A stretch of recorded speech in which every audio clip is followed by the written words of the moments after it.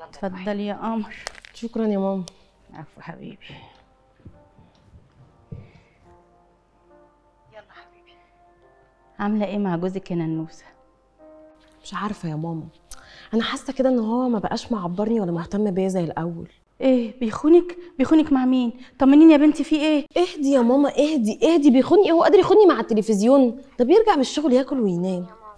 انا بس نفسي لما يرجع كده من الشغل يعني يتكلم معايا، نهزر بنت. ايه يا ماما؟ انا برضو بحتاج الحاجات دي. انا بفكر اصارحه. بنت كرامتك تتبعتر، اوعي تفتحي بقك وتتكلمي. عززي نفسك كده وهو اللي يجري وراكي. يجري ورايا ايه يا ماما؟ هو قادر يتمشى كده قدامي خطوتين. انا بس هلفت نظره يعني. لا انت بنتي ولا اعرفك لو اتكلمتي وفتحتي بقك. انا بنتي مصر كلها تجري وراها. هو يجري ورايا ليه يا ماما؟ هو انا سارقه حاجه؟ يا بنتي اسمعي الكلام. انت بس كده ايه، البسي الطقم التايجر بتاعك وحطي له كده شويه ريحه وهو على طول هيلتفت لك.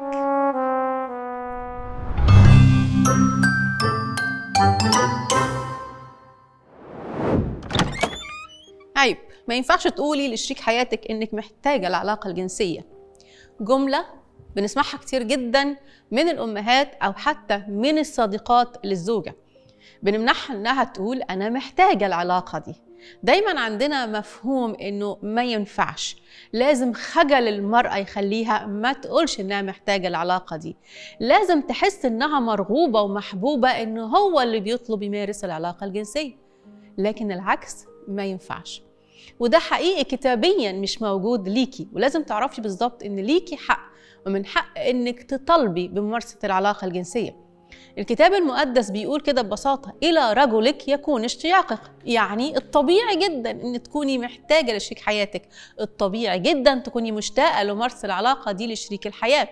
ومش الطبيعي إنه نخلي المرأة ونحولها لكائن ما بيحسش، كائن بارد ما عندوش احتياج وما ينفعش يطالب، وكل اللي بتعمله إنها مستقبل فقط. انت كده بتعملي من نفسك انك بس بتدي لشريك الحياة، انه منين ما يحتاجك هيلاقيكي. ده مش بيديكي الإنسانية بتاعتك، ده بيوقع منك إنسانيتك وآدميتك واحتياجك. انت لازم تبقي عارفة انه الكتاب المقدس بيطالبك انك انت تبقي عارفة حقوقك في الحتة اللي زي كده، بتطالبي بالأمر ده. عندك الآية اللي بتقول كمان إنه الرجل يوفي حق المرأة، يعني أنت من حقك على زوجك إنه تبقي بتشبعي منه. بس ساعات الزوج بيبقى تعبان، ساعات الزوج بيبقى مش عارف إذا كنتي هترفضيه ولا لأ، خاصة المرأة اللي مش بتقبل تمارس العلاقة الجنسية كتير. أحيانا الزوج بيبقى مش عارف فبيبعد شوية، فلا أنت اطلبي انك انت محتاجه تمارسي العلاقه دي. وعلى فكره كتير من الازواج بيقولوا ان احنا نفسنا نحس انه زي ما احنا بنبقى مشتاقين للمراه ان نكون بنمارس العلاقه الجنسيه، احنا كمان عايزين نحس بكده، انه زوجاتنا مشتاقه لينا وانه هي اللي بتطلب العلاقه دي. دي نقطه مهمه محتاجه تبقي بتعرفيها. عايزه اقول لك انه محتاجه تعرفي ان زوجك زي ما انت ملك للزوج، زوجك كمان أصبح ملكك في العلاقة الجنسية دي.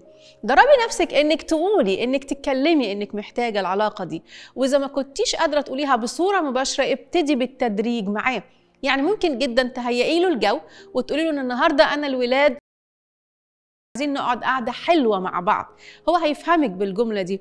أو تقولي النهاردة أنا عايزة ألبس لك أحسن حاجة أنت بتحبها تشوفها فيا، هو هيفهمك لما بس تدي بعض التلميحات من الكلمات اللي الزوج بيعرف إنك أول ما بتقوليها بتبقي مشتاقة إنك تقعدي معاه، مشتاقة إنك تكوني بتمارسي العلاقة الجنسية.